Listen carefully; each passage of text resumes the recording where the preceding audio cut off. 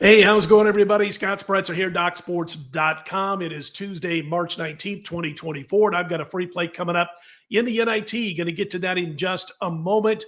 We're going to look to make it 8 straight wins with my top-level plays, 5 units and up on Tuesday. I've got an NIT 6-unit play today. It's available on my homepage over at DocSports.com. Right now, we're 7-0 with my last 7. We are on a college basketball top play run of 11-1 and 63-34. And then all sports, as I mentioned, looking to make it 8 in a row with top plays. And not only that, but we are 180 and 122 and up over $24,000 with top plays in all sports combined. You can check it out going across your scroll there. We also have been hot in college basketball going back to the last 3 days of February.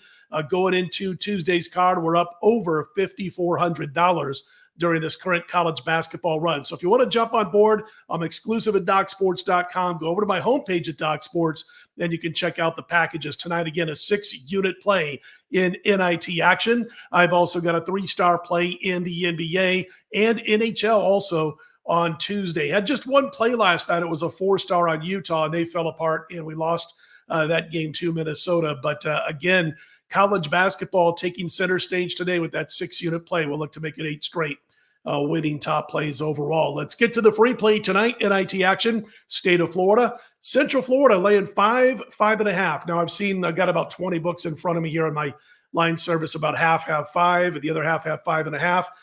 But I'm looking to back Central Florida here minus the 5. South Florida was thinking big dance. Remember, they won 15 games in a row not too long ago. But I was never quite sold on the Bulls. I was just never quite there. I didn't like their power ratings a whole lot. And in fact, going into this game, South Florida is power rated 89th over at KenPom, which is about 28 spots lower than Central Florida.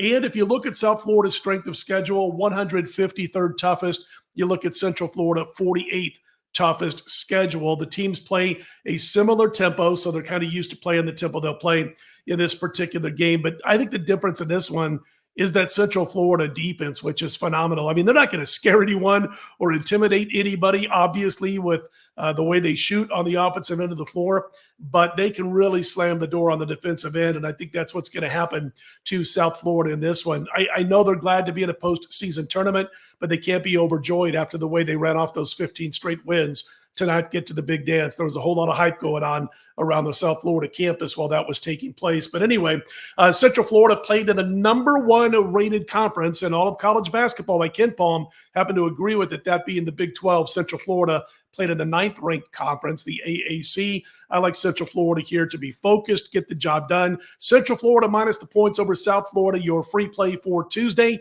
And again, star of the show for me, 6-unit play in tonight's NIT action on my homepage at DocSports.com. We'll look to make it 8 straight top play wins. I'm Scott Spreitzer, everybody. If you like these videos, click on the thumbs up. Be sure to subscribe. We're DocSports.com. Let's put them in the win column.